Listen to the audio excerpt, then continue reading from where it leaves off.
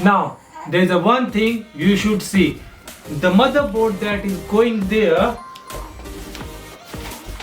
is this one. Now in this motherboard we have one problem. If you will look closely, you will see this white switch is actually the power switch to turn on the motherboard, and it is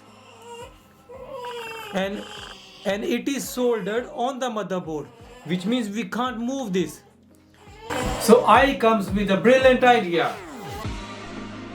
This is the key and this goes right here. You see this is moving?